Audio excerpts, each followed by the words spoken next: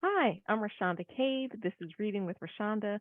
We are reading Hagar's Daughter by Pauline Hopkins. We are on chapter 33, part B, because I was having issues when we first started off with chapter 33. Let me move that cursor. I got strings sticking out of my shirt, but my hair is fabulous. I'm loving the hair. All right, so we're in the courtroom. Let me adjust my mic. The counselor's manner was most effective as he made his charges, the whole scene so dramatic that only a sensational melodrama could have rivaled its power.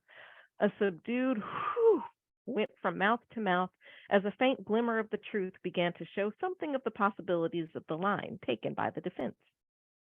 Finally, thanks to the astuteness, experience, and daring of the very clever detective who has really had active charge of the whole case and to whom the highest praise is due, a witness of the crime will be produced. Sorry, I got distracted. You can, with my head tilted like that, I have one ring light, but you can see four images in my glasses. Let me dip my head a little. See, dipping my head a little, though, makes the double chin a little more prominent. Okay, we'll work on that in the new year. Less double chin. Sorry, I got all kinds of distracted, but I don't like seeing the glare of the ring light in my glasses. So maybe if I sit back some. Okay. And to whom the highest praise is due, a witness of the crime will be produced. The audience was astounded. They had hoped for a sensation. Their desire was more than realized. Governor Lowe wound up his brilliant effort with a slight peroration, knowing well its good effect upon a jury, and amidst murmurs of applause was ready to call his witness. The first was John Williams, Sumner's valet, who testified to the regularity of his master's habits and his abstemious living. Abstemious. Abstemious. Abstemious. Hmm. Circumspect? Spartan? Regulated? I'm not sure. The first was John Williams, Sumner's valet, who testified to the regularity of his master's habits and his abstemious living. During the cross examination, John got angry and told the attorney general that the Sumners were top crust sure, and never one of them had been known to show up as underdone dough, no half and half. No underdone dough here, no half and half. Underdone dough, that's clearly something I'm going to call one of my children now when they get on my nerves. You're just some underdone dough. I'm not going to call my children underdone dough. I'll think about it though. If it wasn't so he'd eat his own head.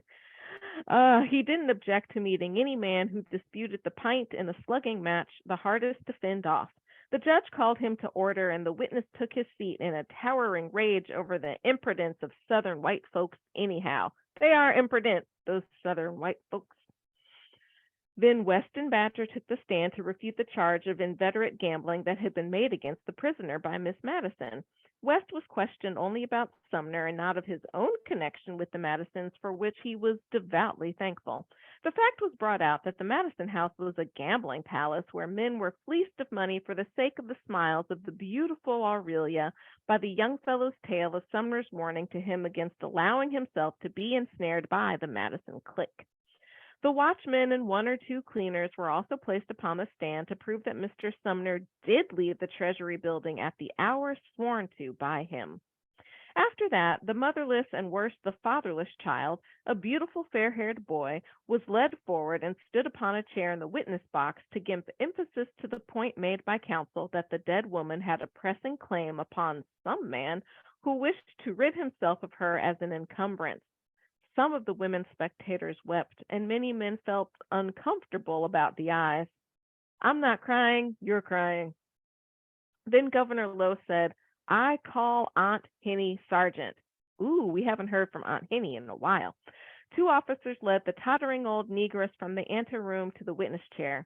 Aunt Henny had aged perceptibly since her imprisonment, but her faculties were as keen as ever. As she entered the crowded courtroom, there was a cry, quickly suppressed from the back seats of the room.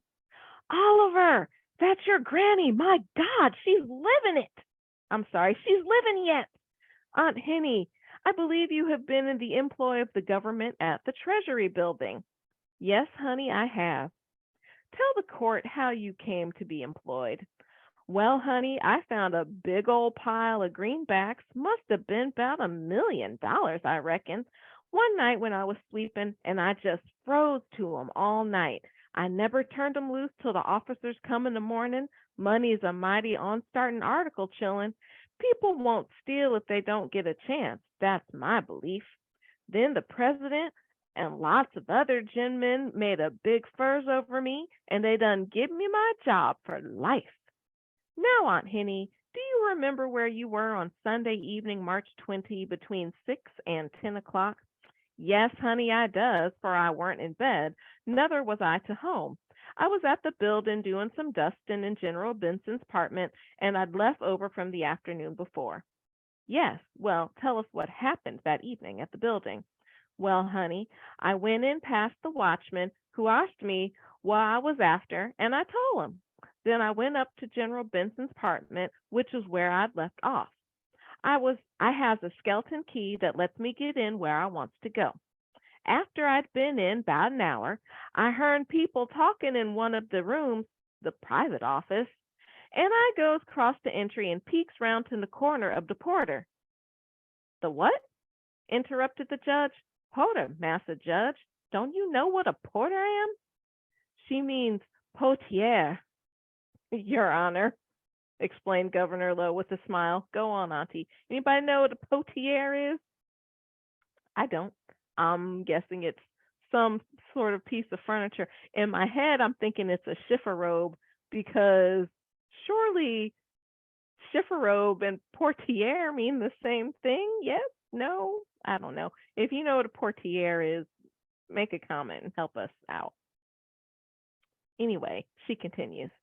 I peeked round the corner of the porter, and I seed Miss Bradford and the General settin' talking as budge as two buzzards. He just was making time, sparking her like any young feller, and for a moment, as old as I know he is. I tell you, gentlemen, he was just making that po gal believe the moon was made of green cheese, and he'd got the first slice. Mm. A suppressed laugh rippled through the room. What happened then? Honey, my curiosity was boiling hot to see what was going on, and I keep peeking and peeking. By and by, I heard the glasses clicking, and I took another look. 'Cause though I'm a temperance woman, and I belong to the High Court of Gethsemane and the Daughters of the Bridal Veil, I never believe that good wine is going to harm an old rheumatist woman like me. She's like, I don't drink. I belong to church and all that. But a little bit of wine ain't never hurt nobody. There ain't none of your stiff-necked temperance about your Aunt Henny. I ain't no better than quality. Oh, I like that line. I ain't no better than quality. Um, Quality could be a lot of things, uppity people, white people, or whatever, but she's like, I'm just as good as them, and if they drink the stuff, so can I. I'd know that was good stuff that the chief had in there because I'd done taste some of it before. So she's in there cleaning up the place, taking nips of the wine. You go ahead, Aunt Henny. I'd know that was good stuff that the chief had in there because I'd done taste some of it before. And I promised myself to taste it again that very night as soon as that couple was gone. While I was thinking about it, the general turned his back to Miss Bradford as he poured the wine from decanter, and that brung him full facing me what I was a peeking at him, and bless my soul, gentlemen, I seed that villain drap something white into the glass and then turn round and hand it to Miss Bradford. I was that scared I thought I'd drop, and while I was making up my mind what to do, suddenly she throwed up both arms and screeched out, My God, Charles, you've poisoned! Great sensation in the court, and the crier restored order. I can only imagine that the whole court is in an uproar. Bailiff is out of whack. Judge, or apparently the crier, screaming, "Order in the court! Order in the court!" The judge busting the gavel. What a ruckus. What happened then, Auntie? Bless my soul, honey. I don't know what did happen. Something that never come across me in all my life before. I tell you, gentlemen, it takes something to make a colored woman faint, but that's just what I did, Massa Judge. When I seed that pole gal throw up her arms and her screech, I lost all purchase of myself, and I ain't got over it yet. Mm, interesting. It takes something to make a colored woman faint. But didn't our friend, what's her name? Jewel, hasn't she fainted? Is she a colored woman? Like, what are we supposed to be thinking right here about that? The old negress rocked herself to and fro in her chair. She made a weird picture, her large eyes peering out from behind the silver bowed glasses.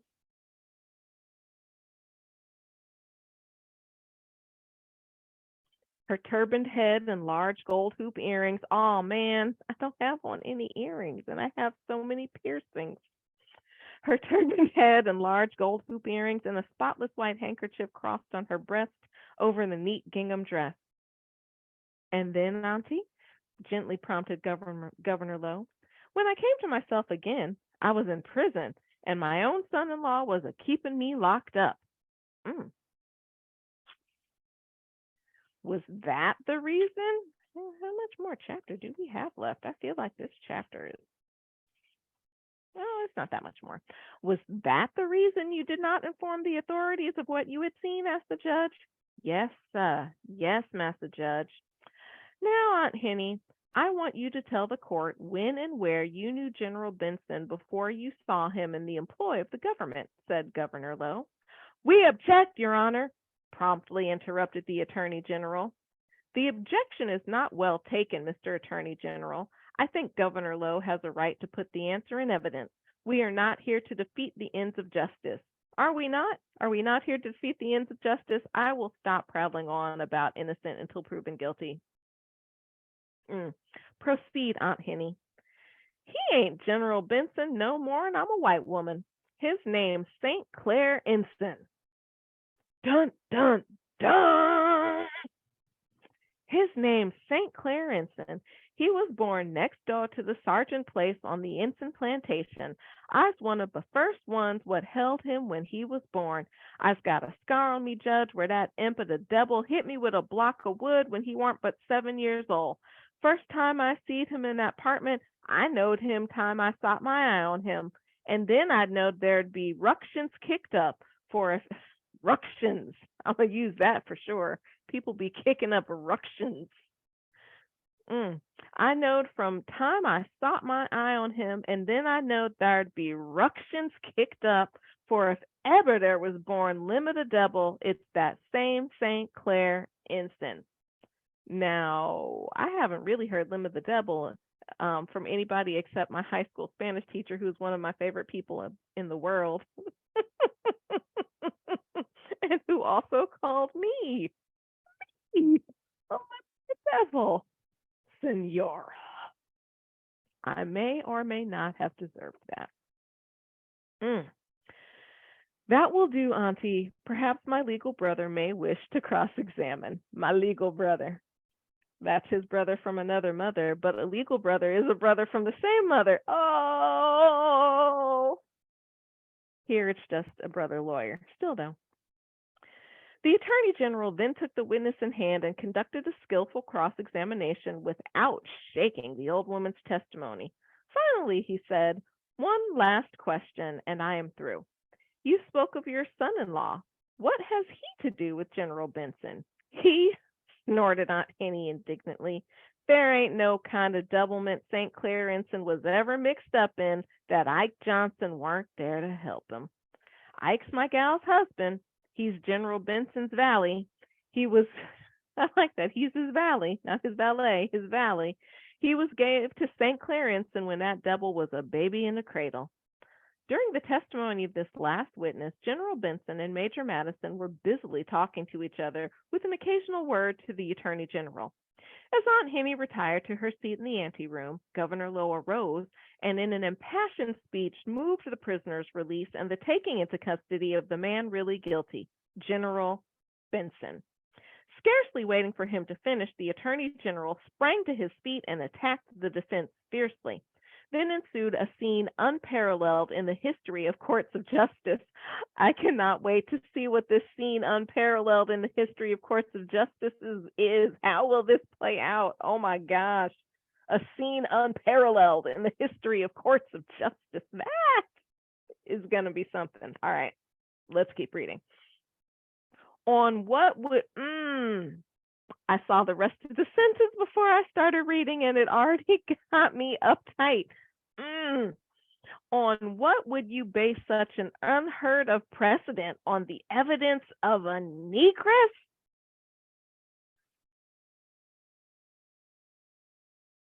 Y'all, I understand that back in the day, Black people really couldn't give evidence in a courtroom. I understand that. But if you're mad about that, why did you not object that when Aunt Henny got on the stand? Why did the judge not strike her testimony from the record? If we were not going to be listening to the testimony of a negress, why put her under oath? Why put her on the stand? Why not object? Why not do all sorts of things? Only when it is inconvenient for you. You have hit an inconvenient truth that you are just now saying. And what are we going to do? Believe the testimony of a negress? Oh, the audacity, the unmitigated gall. On what would you base such an unheard of precedent? On the evidence of a negress? Would you impugn the honor of a brilliant soldier, a brave gentleman, courteous, genial, standing standing flawless before the eyes of the entire country? Such a man as General Benson cannot be condemned and suspicioned by the idiotic ramblings of an ignorant nigger brought here by the defense to divert attention from the real criminal who attempts to shield himself under the influence of the Bowen millions.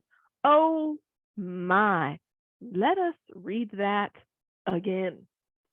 Would you impugn the honor of the brilliant soldier, a brave gentleman, courteous, genial, standing flawless before the eyes of the entire country?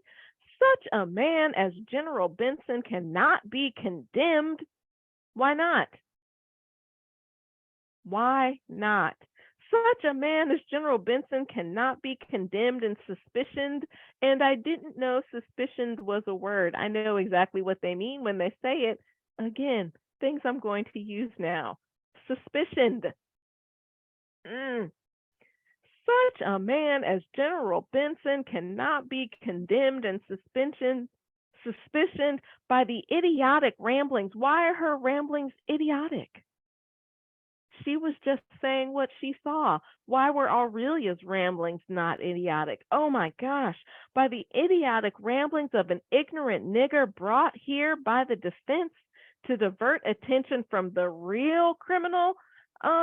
He is on trial, presumably innocent until proven guilty. He is not, in the eyes of the court, a real criminal because there has been no ruling. Oh, Benson cannot be condemned and suspicioned by the idiotic ramblings of an ignorant nigger. And I know I keep reading that over and over, but can you see?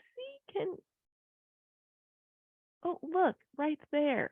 I mean, it's italicized and emphasized. My goodness. Uh, Brought here by the defense to divert attention from the real criminal who attempts to shield himself under the influence of the Bowen millions. Whew, I am outdone. Perhaps it was not hyperbole when she wrote a scene unparalleled in the history of the courts of justice. Whew, I need to calm down. In the same spirit that has actuated my legal brother, while deprecating violence of any kind as beneath the dignity of our calling, I would feel myself justified in sounding the slogan of the South, lynch law.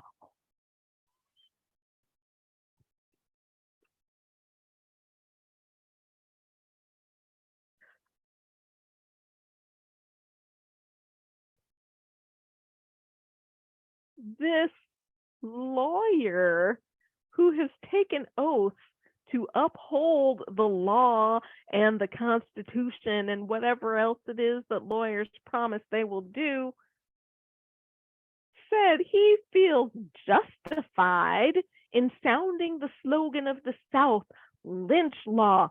A lawyer is saying there is no justice happening here in this courtroom. What we need to do is lynch Sumner. The only thing really that, well, okay, I'm surprised by a few things, but one, Sumner's a white man. He's saying, or, mm, mm, who is it he's saying should be lynched? Is it Sumner? Is it the governor? Or is it Aunt Henny? Who is he saying should be lynched? Because his whole miscarriage of justice diatribe started after Aunt Henny. Oh, let's keep reading. I would feel myself justified in sounding the slogan of the South, lynch law, if I thought this honorable body could be influenced to so unjust a course as is suggested by Governor Lowe. The only thing he is saying that is keeping me from really enacting lynch law is because what Governor Lowe has done is so dishonorable, so unjust, to be preposterous, and that there's no way the judge will allow this mockery to go on. Instantly, a chorus of voices took up the refrain. That's the talk. That's the talk. No nigger's word against a white man. This is a white man country. This is a white man's country yet. Cue the torches and pitchforks. And please forgive me for not remembering, but there was a protest somewhere. I feel like it was in a Carolina. I don't remember who it was about or what. I remember it was um, based on a black person who was wrongfully killed. But people came with tiki torches, and I was out Virginia, maybe. I like it, a couple years ago or something. I was outdone that people showed up in mass with tiki torches. Anyway, instantly a chorus of voices took up the refrain. That's the talk. No nigger's word against a white man. This is a white man's country yet. For a brief space, judge, jury, and advocates were nonplussed. Women shrieked and men flinched, not knowing what the end might be. But above the uproar, which was answered by the crowd outside, rang the voice of the police sergeant as he formed his men in line at the door, ready to charge the would-be violators of the peace. Before the determined front of the police, the crowd quieted down and order was restored. Then Governor Lowe arose once more. May it please your honor and gentlemen of the jury, I have still another witness to present, and the last one I call the chief of the Secret Service Division. Once again, there was silence in the courtroom. Curiosity was on tiptoe. Many men in high places knew the chief well by reputation, but had never met him. He had successfully coped with many important cases and had saved the government millions of dollars. He entered the witness box calmly, as if oblivious of the curiosity of the crowd. Mr. Henson, I believe that for any years you have been in the Secret Service. It does say any, but I think it means many. Mr. Henson, I believe that for many years you have been in the Secret Service. Yes, for 15 years I have served the government in the capacity of a detective. Previous to that time, I was a soldier and served 3 years on the federal side at the front. Now, Mr. Henson, we will ask you to tell the court what you know of this case in your own way. At the first sound of his voice, Mrs. Bowen, who up till this time had been sitting with lowered veil, suddenly swept it to one side and stared at the man in the witness box with a strained, startled gaze. His eyes, wandering over the audience, rested on her white face. For one instant he wavered and seemed to hesitate. Then, by an effort, he regained his composure and began his story. I was first called into this case by Miss Jewel Bowen. I took hold of it because of the interest she aroused in my mind and out of pity for her distress. After I met and conversed with Mr. Sumner, I was satisfied in my own mind of his innocence and that he was the victim of a conspiracy. A conspiracy, a conspiracy. In a brief, incisive way, which carried weight to many doubting minds, he detailed the substance of the information he had obtained. Being brought into the issues growing out of the intimacy between General Benson and the Bowen family because of his engagement to Miss Bowen, I very naturally was placed in charge of the business of accumulating the facts in regard to Senator Bowen's death in New York. I have found out that he made no will while there, and that the one offered here for probate by General Benson is a forgery. After Senator Bowen's death, his daughter was abducted, and in the search which I caused to be made for her, we found, concealed in the same house, the negress, Aunt Henny. So, step by step, we have been able to fix the murder of Miss Bradford, the forged will of Senator Bowen, the abduction of Miss Bowen and of Aunt Henny, the most important witness in this case, upon a band of conspirators numbering 3 people, all well known in society and having the entree to the best houses. Do we quite understand you, Mr. Henson? Asked the judge, that in your opinion the prisoner at the bar has been the victim? Yes, Your Honor, but only because he stood in the way of their obtaining the Bowen million. That was the intention from the start, to obtain the immense fortune. Other than the strong attachment existing between Miss Bowen and Mr. Sumner, he would never have been molested. It now becomes my duty to make a statement in regard to the testimony of the last witness. His face was set and stern. It was evident that he struggled to maintain his composure. What she has said concerning General Benson is absolutely true. It is a long story, gentlemen, but I will be as brief as possible. Then, in graphic words that held the vast crowd spellbound, he told the story of Ellis and St. Clair Ensign, as our readers already know it, up to the discovery of Hagar's African descent. The judge forgot his dignity. A shock waved over the courtroom. People seemed not to breathe. The interest was so intense as they listened to the burning words of the speaker. When Ellis Ensign returned home after completing his arrangements for taking his wife abroad, he was set upon in Ensign Woods by his brother and the unprincipled slave driver Walker and beaten into unconsciousness. When he came to himself, he was in South Carolina, enrolled as a member of the Confederate Army. Wow. You pass out and you wake up and you're in the Army. Here he remained until a good opportunity offered, when he deserted and returned home to find that his wife, child, and slaves, of whom Aunt Henny was a valued house servant, had been driven to the Washington market, where his wife in desperation had thrown herself and infant into the Potomac River. Stripped of his fortune, home, and family, cursing God and man, he entered the army on the Federal side, seeking death, but determined to carry destruction first to those who had so cruelly wronged him. But death comes not for the asking, and the ways of God are inscrutable. He paused and passed his hand over his beaded forehead. General Benson sat like a marble statue, and his nails reddened where he gripped the arms of his chair. The sound of voices came in from the street through the open window. Inside, there was silence, like a grave. Ellis Ensign always supposed that his brother St. Clair stayed abroad, where he had hidden after he was found guilty as one of the conspirators against the life of President Lincoln.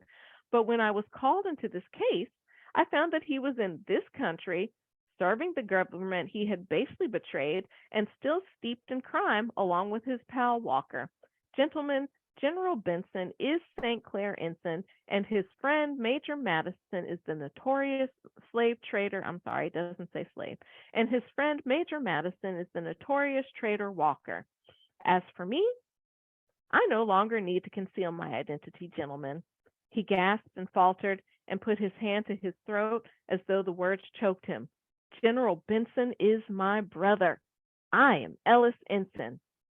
As he finished speaking, Mrs. Bowen sprang to her feet with a scream. She made a step towards him, then stopped while these words thrilled the hearts of the listeners. Ellis! Ellis!